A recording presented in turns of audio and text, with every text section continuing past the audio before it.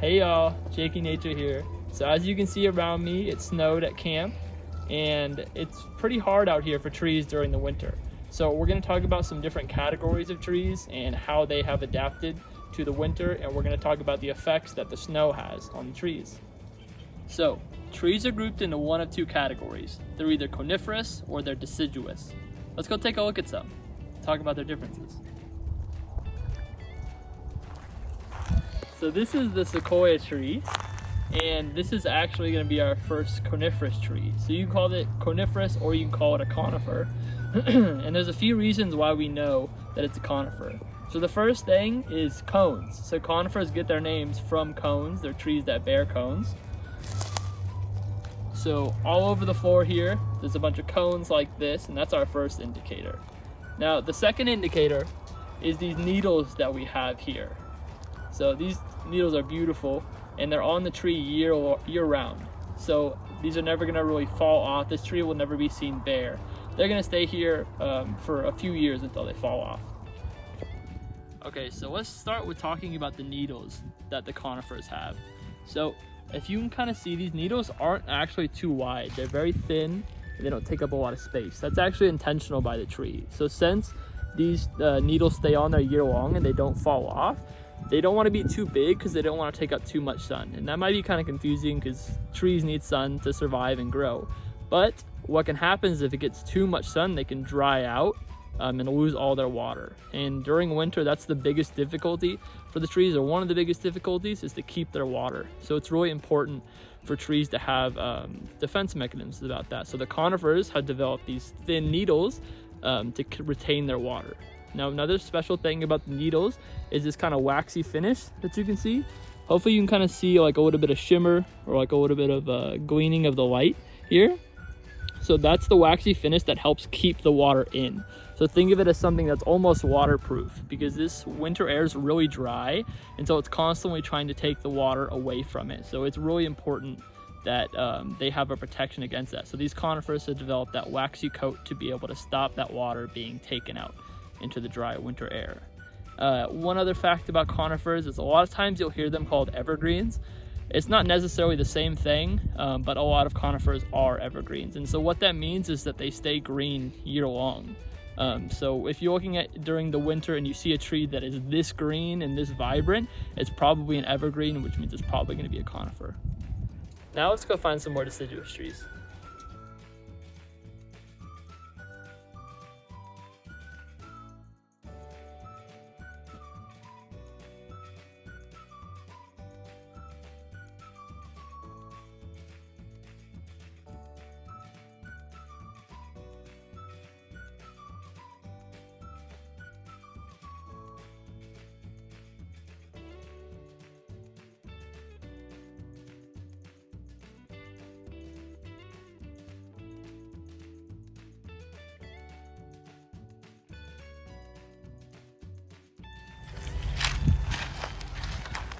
I was walking over here yesterday and we found this really cool rock. I'm not a geologist. I don't exactly know what type it is, but it's gorgeous. And I've never found one like this that big just out in the wild. So I thought it was pretty cool.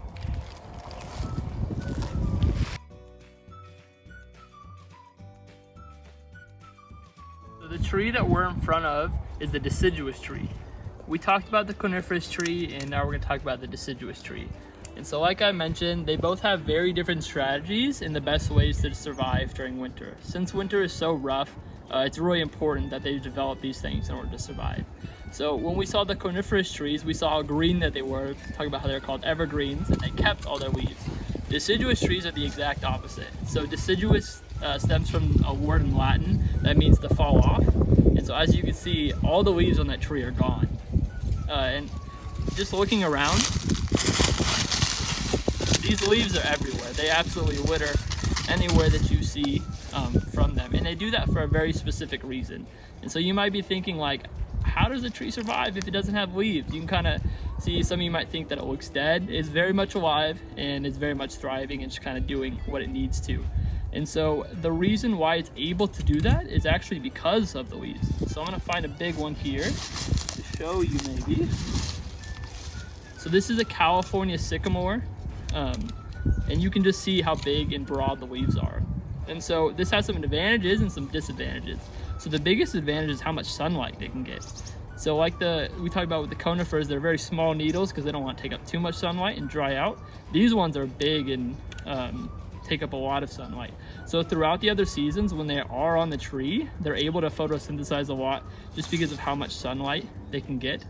But at the same time, if the tree were to keep these leaves, it would get dehydrated really quick. It would take a lot of water out of it, just from the sun, and a process called transpiration, which is basically where the water comes up to the roots and goes to the leaves and kind of evaporates. And so if these deciduous trees were to actually have these on them during winter, they would get dried out and lose a ton of water from sunlight and just how dry the air is. So they lose them every single season, which is pretty cool to see too, because that's when you see all these pretty colors, especially during fall, where the trees are kind of transitioning to losing their leaves and stuff like that. So just a different type of strategy in order to keep as much water as they can. Like we mentioned, it's really difficult for these trees and how important water is to them and how much they can lose during the winter season. So the next thing that we're going to talk about is the difference between cones and seeds. So we saw the sequoia cones, they're kind of big hardy things that have the seeds inside of them. And so now we're going to talk about the seeds here. So hopefully you saw when we panned all these different types of little seed pods that are on there. They look like these little balls, and they're actually pretty spiky. And so someone might say that they kind of look like cones, but they're actually very different, and I'm going to show you how. So I looked around and I found some, and these are the seeds of the California sycamore. And I'm going to use my rock and this rock to kind of demonstrate how they're different. So they are pretty hard like a cone, but there's a big difference in them. So when you kind of put some pressure on them, you can open them up. It takes a little bit of force. And you can see these are all the little seeds that are inside of it. So very fluffy and stuff like that. So this entire thing is just seeds with this tiny little exterior. And so this is just a different means of reproduction. I'm gonna blow on them right now, and you can see them kind of how big they spread, and that's one of their strategies. So when they open up, they can go to further distances. Pretty cool, right? All right, this is our second deciduous tree that we'll be talking about. This is a California black oak tree. So this is a tree that'll leave a bunch of acorns. Kind of see them on the floor. Very pretty, very pretty. And as you saw, it doesn't have any leaves. So we're gonna talk about one way to identify trees like this that are deciduous. So one way that you can tell is by the thickness and the density of the bark. More the density than the thickness, but basically how hard it is. So if I were to run my hand along this tree, it would probably cut my hand. It is not something that I want to like rub on against or by any means. It's very hard and very coarse, and that's kind of a characteristic of deciduous trees. They grow really fast, and so their wood is really thick and hard. So if you ever see people like chopping down or splitting pieces of wood in half, they usually do it on a stump. A lot of times that stump is going to be from a deciduous tree because it's so hard that it can kind of take the axe hit and still be fine. So if you see one that's kind of this hard and it feels really rough, it's a pretty good indicator that it's a deciduous tree. Last thing that we kind of know about deciduous trees and the way that scientists categorize them is by how old they grow. So since they grow so fast, they tend not to live as long as their coniferous partners, the other category. These trees usually live anywhere from 100 to 500 years old. So this is an oak tree. I don't know exactly how long this one or how old these ones can get, but they're kind of higher up on the deciduous trees. So this one will be here for a while. All right, so second coniferous tree of the day. What you are walking through and what I am standing next to is called an incense cedar tree. And so we know that it's coniferous for a few different reasons, like we had talked about earlier, but we're going to talk about the difference in the bark with this one. So we just talked about the black oak and how it had a lot harder bark and harder wood. Coniferous trees are the exact opposite. So they tend to live longer. Their lifespans tend to be from 500 to 2,000 years old, just depending on which species. And so they have a lot more time. So they take their time in their growth, which means that their wood's a little bit softer and their bark tends to be not as hard. So as you can see, I can run my hand across this and there'll be a little bit of stuff that comes off, but it won't hurt necessarily. It's soft enough that I can do this with ease. It's still bark, it's still gonna be a little bit rough, but it's gonna be a lot softer. So if you can go up to a tree and run your hand along it without really any pain, still being soft, that's a pretty good indicator that you're looking at a coniferous tree, just because of how they grow. Recap time. So let's talk about the two different categories of trees, the coniferous and the deciduous, one more time. So this is from our coniferous tree. Remember, they have needles, very small ones and thin. They have a waxy coat to them, so they'll be kind of shiny, and they're there year round. They also use cones as their means of reproduction, so the seeds will be inside. That can look a lot of different ways, but this is a sequoia cone. Next up is the bark, very squishy. Hopefully you can kind of hear that squish and see it, how much I can push it down. A lot softer because they have a lot longer to grow. So they'll live anywhere from 500 to 2,000 years old. Next up is going to be our deciduous trees. So remember, they have big broad leaves. Sometimes they're this big, sometimes they're not. But if they're broadleaf, you can usually tell that they're deciduous. And they're going to lose these every single winter. So if you see a tree that's bare in winter, we know it's probably deciduous.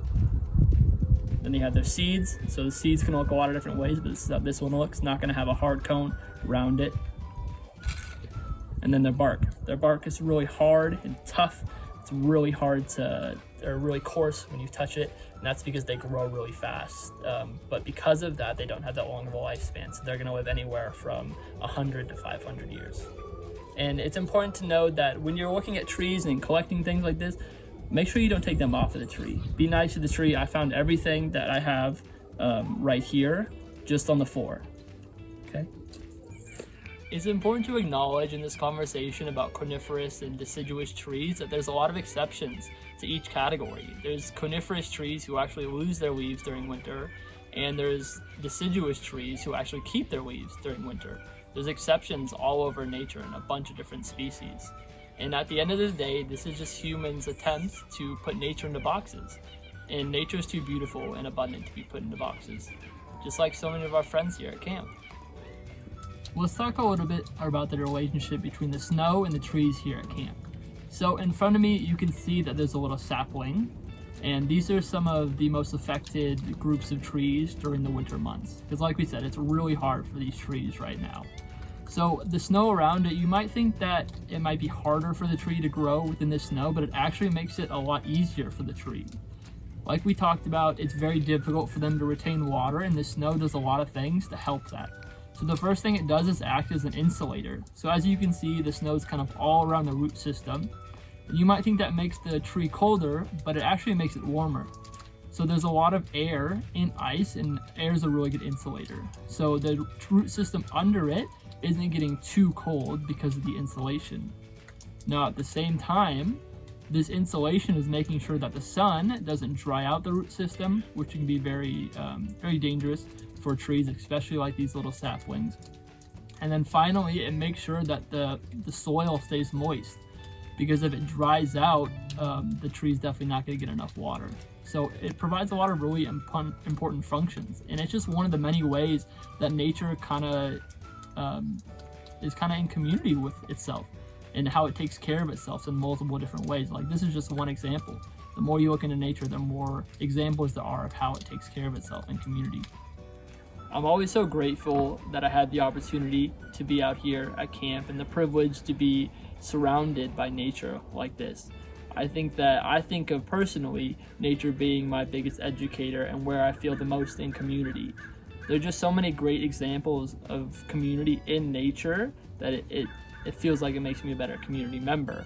Taking trees, for example.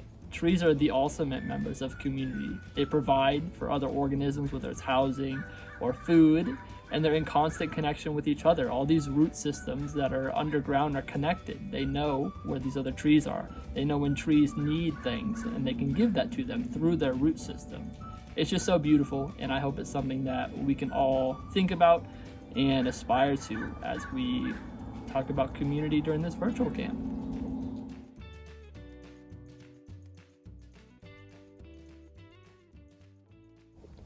Hey y'all.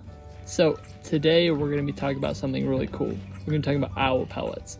So some of you may have some experience with what those are, maybe in a school setting or something like that, but most of the world has no idea what they are. So we're going to talk about what they are, and we're actually going to be able to dissect one. So when owls go about hunting, it's usually within the cover of darkness, and the things that they're hunting are pretty small animals. So they're hunting things like little tiny rodents, maybe some mice or some shrew, and sometimes even birds. And the way they go about it is a little bit different than how we would eat. So we would eat by chewing our food, right, and then swallowing it.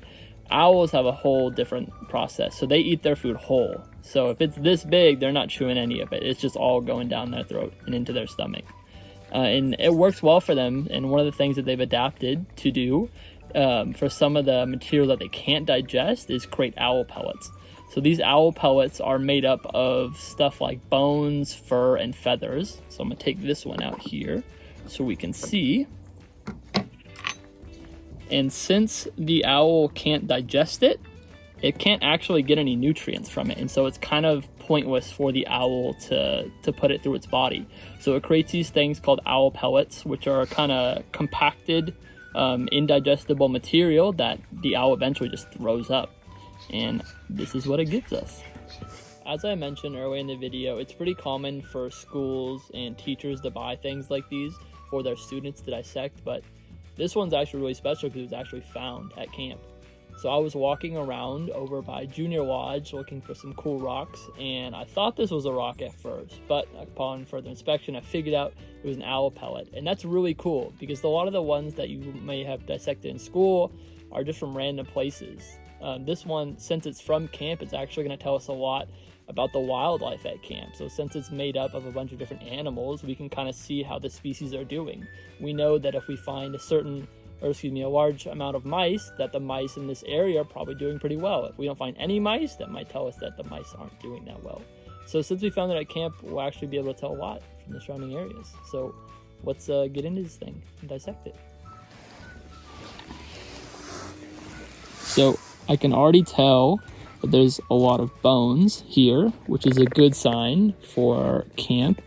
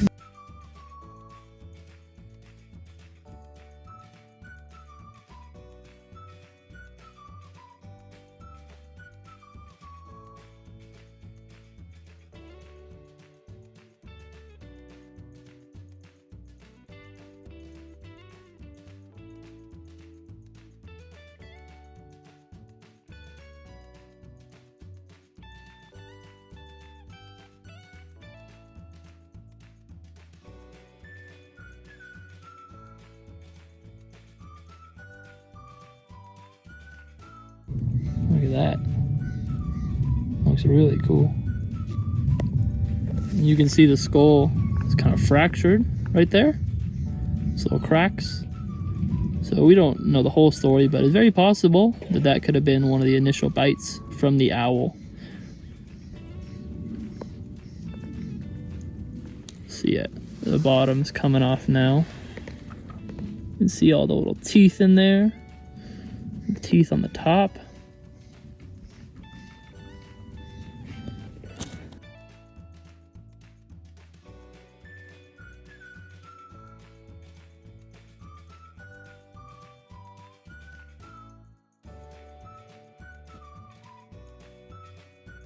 So it looks like this might be the most that I'm able to get off of this skull with the tweezers in my hands. I'm gonna soak it in some water and hopefully be able to get some of this out, and then we're gonna try and identify exactly what this is, and then hopefully some of these other bone pieces. But as you can see, there was a lot in there. It may have looked small at first, but there's still bones galore even here that I missed. And there's a lot of fur that expanded. So this isn't something that I've studied extensively, but I would guess that this was either one big rodent or that it was one big rodent and a few smaller ones. We didn't find a second skull, so it's probably just one big rodent, but you can only kind of make educated guesses at this point. So yeah, I'll continue to kind of dig through this and take out any of the last little bones, and then I'll do my best to wash them and categorize them. So there's charts that you can look at, and it'll tell you, for instance, let me find a bone here. A bone like this. Well, that's pretty distinguishable. We'll be able to figure out exactly kind of where in the body this goes. So, go and do that, and we'll be right back. We are back. It took some time, but I washed the bones, dried them, identified them, and then categorized them on this cool little sheet. Isn't this nice? So we figured out what animal exactly it was that was in the owl pellet, or not exactly, but we figured out the category. So it's gonna be a rodent. The identifying characteristic that showed us that it was a rodent were these big buck teeth that it's got in the front. These teeth that they have here, they actually never stop growing. So the only way that they get shortened is if they file them down, but those things will grow for as long as they're alive. Pretty cool. So the way that I identified them was by using this chart, which you can see here, and that helped me see exactly what type of bone each one was, in addition to what type of animal we were looking at. Because looking at bones just by themselves can be really confusing, but when you have a chart like this, it can help. So let's go over some of the cool stuff, starting with the best part of it, the skull. So I'm gonna try and be delicate with this here, but this is the skull. So here's that fracture in the top that we were talking about. Hard to say exactly what happened, but that very may well have been the last thing that this mouse saw. Oh, and there goes one of the teeth. So you can see these teeth are kind of in these little slots right here, and they actually come out. So I'm gonna pull one out for you. The last one that it has out, I guess. Being a little finicky. There it is. So as you can see, these things are pretty long, and definitely not something that the owl was interested in digesting. Another cool aspect of the skull is under. So if you can see all the little grooves there, the holes, that's actually where all of these teeth would be. So these are all teeth, and they would be in here or in the lower jawbone, which we'll show in a second. And there's inside the cranial cavity right here. There's a lot of space right there for the brain and whatnot. And these ones took me a second to figure out, but these are part of their hearing system. So you can kind of see the hole right here. Maybe that connects their ear, I'm not entirely sure, but they're part of the hearing system. So one would be on this side and then one would be on the other side. And they kind of came out as things were getting loose when we were washing them. Let's take a look at the lower jaw. So we're lucky that it was this much preserved. A lot of times they're broken up, different stuff like that. But you can see the teeth bones that are almost coming out. I'll probably pull some out here. Yeah, there we go. Same thing as the top, but this one actually had most of its teeth bones preserved, which is nice because we get to kind of look at them. And then there's those teeth on the bottom again. These took me a second to identify, but they're actually the shoulder blades. Not everything stayed intact, but they were intact enough to where we can at least tell what they are. Here are the front legs with some teeth in the way. So these front legs, I kind of tried to put them together how they would be in the body. These ones kind of got messed up. But essentially that's what they would look like, and they would all be connected by some cartilage and whatnot. Under that right here are the hip bones. So these are actually kind of similar in some ways to the hip bones that we have. And you can tell by those little holes that they have here that's where they would connect to the back legs, which we have. And I've also tried to kind of put the back legs together so you can see these are 2 or 3 separate bones all connected. And if you look right there, hopefully it focuses, that little ball goes into the hip cavity. So if you can see that little hole right there, the ball is going to go right in there and fit perfectly. Next up is the ribs. As you can see, there's a lot of them. And what's interesting too is there was actually a lot that were too fractured or that I just lost because they're so hard to pick up sometimes. Then this, so there's a lot of ribs in just one rodent. Also, we figured out that it was just one rodent by what we were finding in the pellet. So I know we're talking about maybe possibly being multiple rodents, or multiple animals, but it's just one, and we know because of how many parts we found. Under that is a bunch of pieces of the spine. So this is like one of my favorite parts when I was finding all this. A lot of different shapes to the spine. I'm not exactly sure what order they would go in, but there's some different types of them. Some are thicker, some are more connected than others, some are thinner, some have more space for what would probably be some nerve systems and stuff like that. But very cool. Very cool. These are some of the toes, the claws that fell off. Weren't actually attached to the hand anymore, and there's a decent amount of them. These pieces right here are more than likely part of the hands, the front hands or the back hands. Hard to say exactly what, and same with these. These would be a part of either the hands or the back of the tail. So hopefully that gave you kind of a rough overview of this rodent that owl ate. We don't know which type of owl it is. We don't know exactly what type of rodent it is, but it's super cool to see. And especially just the fact that I was walking around and found it randomly. So I hope you enjoyed it, and thanks for watching.